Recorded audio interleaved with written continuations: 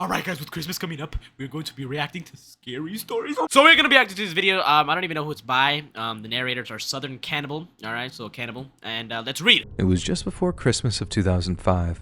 Ooh, 3 weeks shy of my 50th birthday. Bro, literally, I went to the gym, I was in rode there a and back on my bicycle, and unfortunately found myself struggling a bit in a drizzle and headwind on the way home. Alright, very snowy. Got home, wife leaves for the movies with her sister. My post-workout meal consists of snacking on some leftover chicken. Alright, W. But right as I'm stuffing my face, I noticed this dull, unusual pain in my chest. Uh-oh. Felt like indigestion, and since I suddenly wasn't hungry anymore, I figured that's exactly what it was. Looked like some nasty. Yeah, within a few minutes, the pain got more intense and spread through my upper chest, and I know enough from movies and TV shows that when your left arm goes numb and you get those sharp chest pains, you're in a lot of trouble. First, I called 911. Oh, no, bro. After that, I called my wife. EMTs were at my house in a few moments, and they got me on the sofa and began working on me. You're gonna die on Christmas. I began to feel very tired, like I wanted to close my eyes and sleep, but the EMT kept telling me to stay awake. I closed my eyes for what I thought was a moment. I just couldn't help it. And the next thing I know, I was on the floor, and an EMT was kneeling alongside me with the defib paddles in his hands. You cannot die.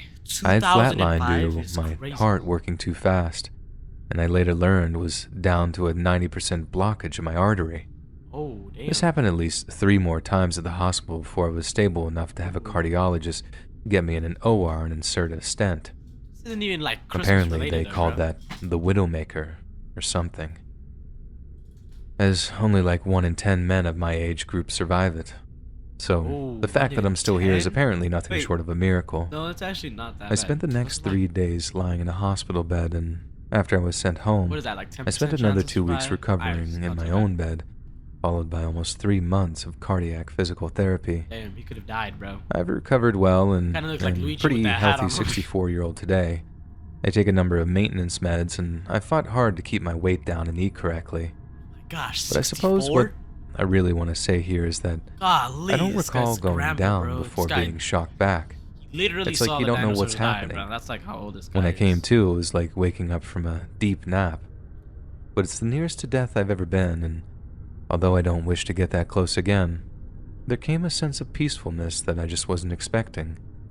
And ironically, that's what creeps me out the most. Alright. That story had absolutely nothing to do with Christmas. Alright, so, okay.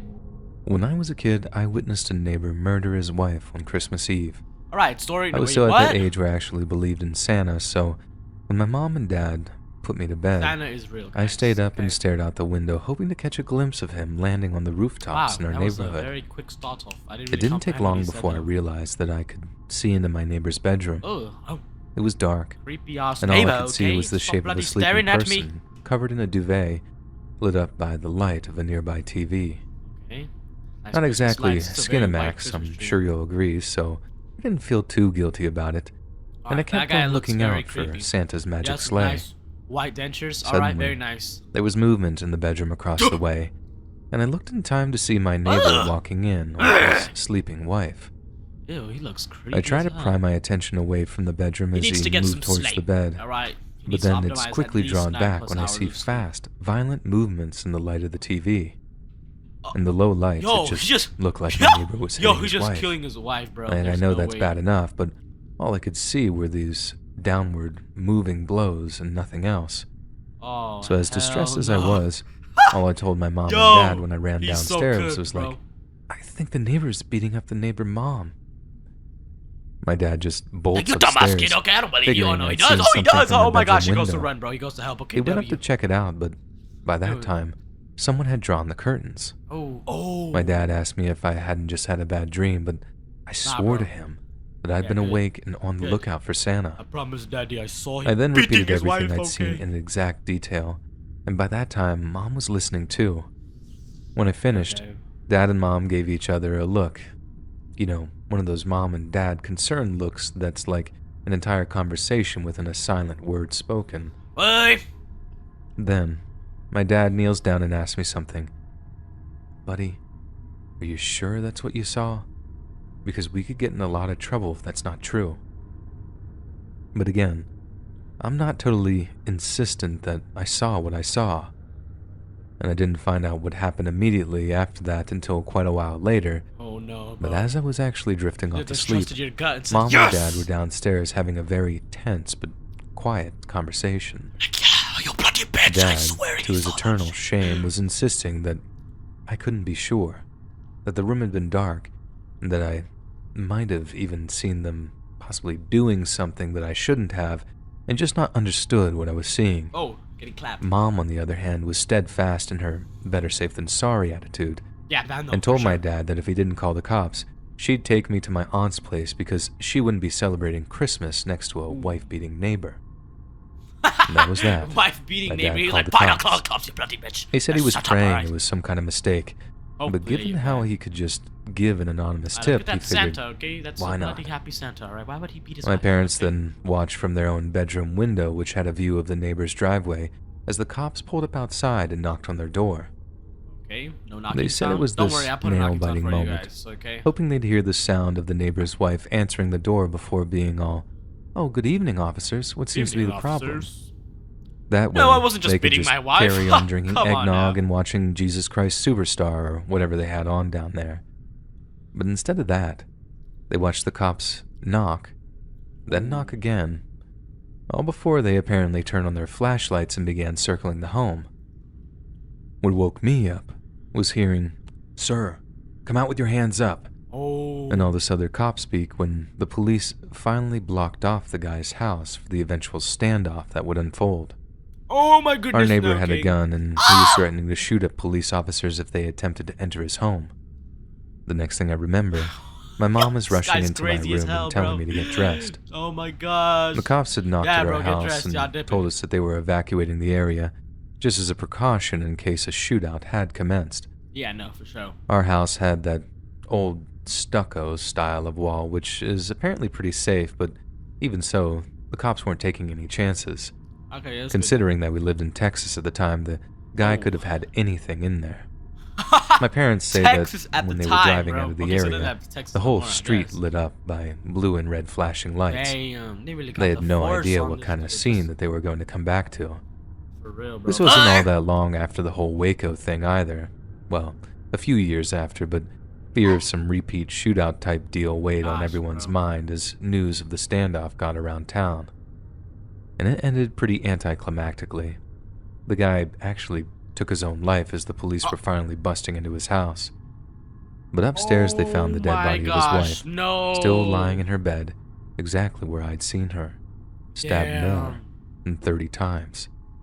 Wow, I hadn't 30? been watching the guy hitting his wife.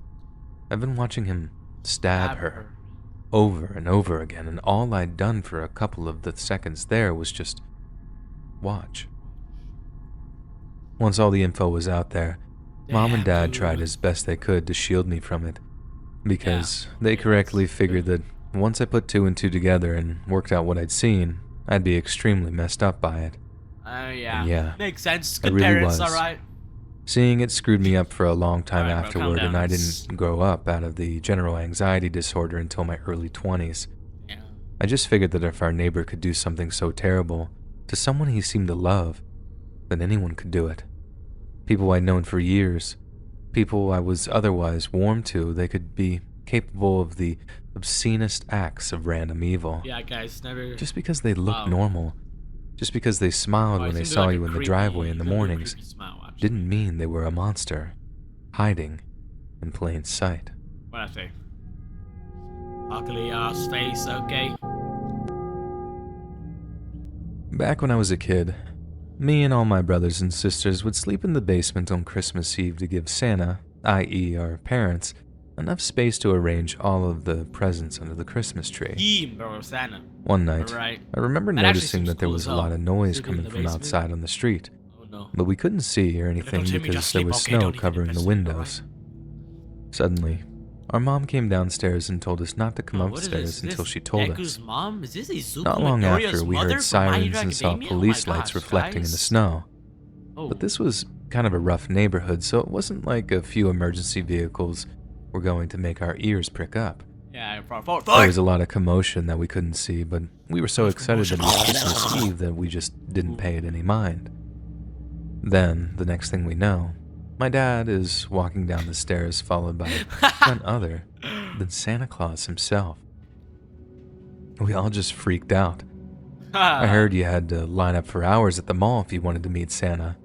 Then there he was, making a guest appearance at my house on Christmas Eve, his busiest time, which was definitely a high compliment indeed.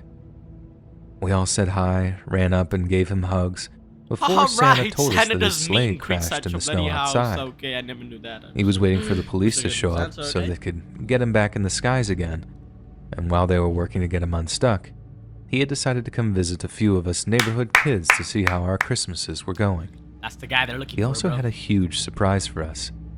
He had a present for each of us, and we were allowed to open them early. Daddy's fingers. Okay, We one opened them finger up, for each kid. sang a few okay? Christmas songs, and then when we were done, Santa said goodbye and went back to delivering toys. And it wasn't until years later that I found out what really happened that night. Santa hadn't crashed in the street outside. In reality, there had been a huge gang fight outside of our house involving knives and baseball bats. 3 people had lost their lives that night, which the EMTs were unable to save a single one of them. Damn. In the chaos that followed, an older guy from our church who happened to live down the road figured my parents might be struggling. Yo, taper fade. Yeah, okay, makes sense. So, not knowing that we were blissfully ignorant of it, he put on his Santa suit and came over once the police arrived. Oh. Santa was a hero to me as a child. Okay. But I now know that it was a kindly neighbor that was the real hero. Aww. And stuff like that is what Christmas is all about. What a joyful neighbor, man. What a good guy, bro. Alright, that's gonna be enough for today. Alright, we acted to like 3 stories. Alright, those are actually some pretty good stories. You guys want me to give you reaction to these, just make sure you like and subscribe.